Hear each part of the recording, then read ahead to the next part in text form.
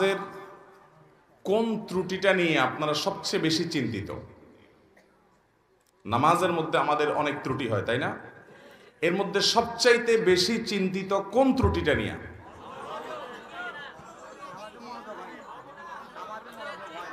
মনোযোগ হয় না, মনোযোগ থাকে না, এটা হলো সবচেয়ে বড় সমস্যা।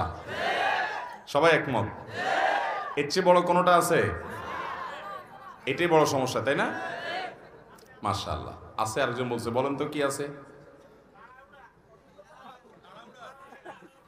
তাড়াহুড়া ধরে ফেলছে। মাশাআল্লাহ। দেখেন, এটা ঠিক যে একজন মুসলমানের নামাজ সুন্দর হওয়ার জন্য দুইটা জিনিস লাগবে। কয়টা জিনিস? আমার সাথে বলতে হবে, কয়টা জিনিস লাগবে? 5 ওয়াক্ত সালাত আল্লাহর কাছে গ্রহণযোগ্য হওয়ার জন্য, সুন্দর হওয়ার জন্য, এটা জান্নাতের চাবি হওয়ার জন্য দুইটা শর্ত, দুইটা জিনিস লাগবে। একটাকে বলা হয় খুশু, আর একটাকে বলা হয় খুদু। খুশু মানে হলো নামাজের ভেতর, আর খুজু মানে হলো নামাজের বাহির। বাহির এবং ভেতর এই দুইটা যদি আপনি সুন্দর করতে পারেন, ভাইরা আমার, আপনি সেই নামাজই হতে পারবেন যে নামাজের নামাজ তাকে দুনিয়ার সকল মোহ ভুলিয়ে আল্লাহমুখী করে দেয়, যে নামাজির নামাজ তাকে জান্নাত পর্যন্ত নিয়ে ছেড়ে দেয়, যে নামাজির নামাজ তার জান্নাতের চাবির ভূমিকা অবতীর্ণ হয়, যে নামাজির নামাজ আল্লাহর সঙ্গে তার মেহরাজের ব্যবস্থা করে দেয়, যে নামাজির নামাজ আল্লাহর সাথে মুনাজাত এবং কানাঘুষার তৌফিক এনে দেয়, যেই নামাজের নামাজ আল্লাহর সবচেয়ে নিকটে নিয়ে যায়, সেই নামাজি হতে হলে, সেই সালাত আদায়কারী হতে হলে, সেই মুসল্লি হতে হলে দুটি জিনিস লাগবে। একটা হলো খুশু, আরেকটা হলো খুদু। একটা হলো সালাতের বাহির, আরেকটা হলো সালাতের ভেতর। আমরা সাধারণত সালাতের ভেতর নিয়ে আলাপ আলোচনা শুনি এবং সেটার গুরুত্ব যে অপরিসীম সেটা বলাই বাহুল্য। আল্লাহ কোরআনে বলেছেন 18 নম্বর পারার সূরা মুমিনুন, প্রথম সূরার প্রথম দিককার আয়াতে আল্লাহ বলেছেন, قد أفلح المؤمنون الذين هم في صلاتهم خاشعون। ওই ঈমানদাররা সফল হবে ভাই, ওই ঈমানদাররা সার্থক হবে যাদের সালাতের মধ্যে খুশু বা মনোযোগ থাকবে। নামাজে মনোযোগ না থাকলে সে নামাজটা নিষ্প্রাণ নামাজ, সে বিষয়ে বলাই বাহুল্য। কিন্তু আমি অন্য বিষয়ের কথা বলতে চাই, কারণ মনোযোগ নিয়ে আমরা সবচেয়ে বেশি চিন্তিত এবং মনোযোগ নিয়ে আলোচনাও কম বেশি আমরা শুনি, কিন্তু নামাজের বাহিরটা নিয়ে খুব বেশি আলোচনা হয় না। ভেতরটা আমাদের ঠিক নাই, মনটা ঠিক থাকে না, এটা নিয়ে আমরা পেরেশান আছি, সেটা ঠিক, এবং পেরেশান থাকতে হবে, সেটাকে ঠিক করতে হবে, মনোযোগটা আল্লাহর দিকে আনতে হবে, এটা ঠিক আছে। কিন্তু নামাজের বাহির নিয়ে যে আমাদের কোনো চিন্তাই নেই, অথচ দুইটার সমন্বয়ে নামাজ সুন্দর হয়, এবং আমরা অনেকে জানিও না নামাজের বাহির সুন্দরের জন্য কি করতে হবে। মোহতারাম হাজরিন, নামাজের এই বাহিরের দিকটাকে বলা হয় খুদু, ভেতরের দিকটাকে বলা হয় খুশু, আর বাহিরের দিকটাকে বলা হয় খুদু। এই নামাজের খুজু যেটা বাহিরের দিক, এই দিকটা যদি আপনার ঠিক না হয়, ভালো করে কান খাড়া করে শুনে রাখেন, আপনার নামাজ পর্যন্ত বাতিল হতে পারে, নষ্ট হতে পারে, ফাসেদ হতে পারে, নামাজ হবে না, হবেই না আইনগতভাবে, ওই নামাজ আবার পড়া লাগবে, এরকমও হতে পারে যদি বাহির ঠিক না থাকে।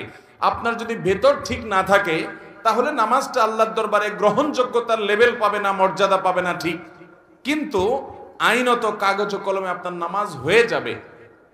মনোযোগ যদি আপনার না থাকে, তাহলে নামাজ কি ভেঙে যাবে? কথা বুঝেন নাই? নামাজ ভঙ্গের কারণগুলোর ভিতরে মনোযোগ না থাকা, এরকম কিছু শুনছেন? কিন্তু নামাজে তাড়াহুড়া করার কারণে, নামাজের যে খুশুর পাশাপাশি খুজু যেটা, সে খুজু রক্ষা না করার কারণে এমনও হতে পারে যে আমার সালাত হয়ই নাই, হবেই না, আবার পড়া লাগবে, এমনও হতে পারে।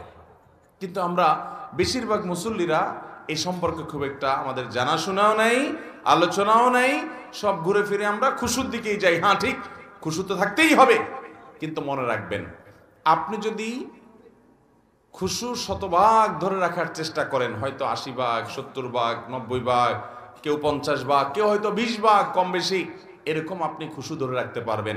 আপনি 100 ভাগ নামাজে মনোযোগ কখনো পরিপূর্ণভাবে ধরে রাখতে পারবেন? নামাজের মধ্যে নামাজের বাহিরের দিকে মন চলে যেতে পারে, আমাদের উচিত হলো সেটাকে সাথে সাথে ধরে নিয়ে আসা।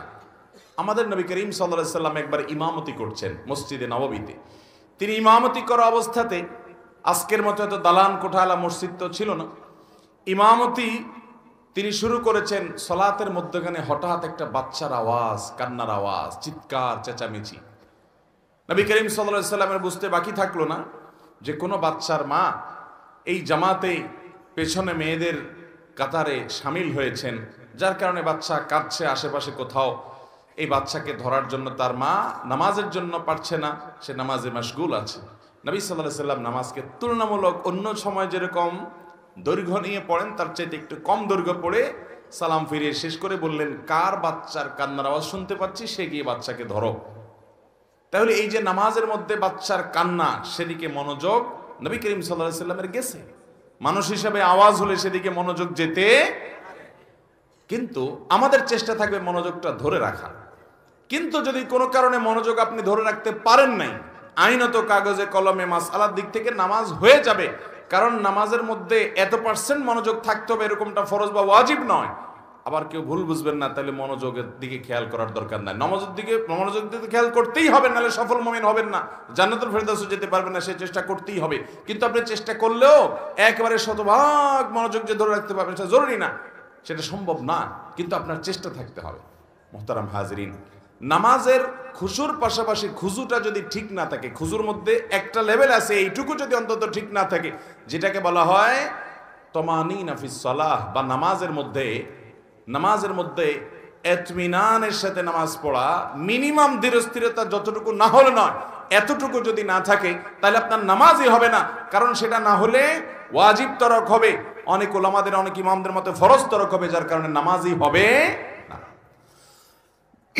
মুহতারাম হাজরিন, নবী করিম সাল্লাল্লাহু আলাইহি সাল্লাম বলেছেন, তিরমিজির হাদিস আপনারা অনেকে শুনেছেন, আউয়ালু মা ইউহাসাবু বিহিল আবদু ইয়াউমাল কিয়ামাতি, কিয়ামতের দিন বান্দার সর্বপ্রথম হিসাব নেওয়া হবে কিসের? ইবাদতের মধ্যে নামাজের হিসাব সর্বপ্রথম নেওয়া হবে। আর মানুষের পারস্পরিক লেনদেনের মধ্যে মানুষ খুনের হিসাব সর্বপ্রথম নেওয়া হবে।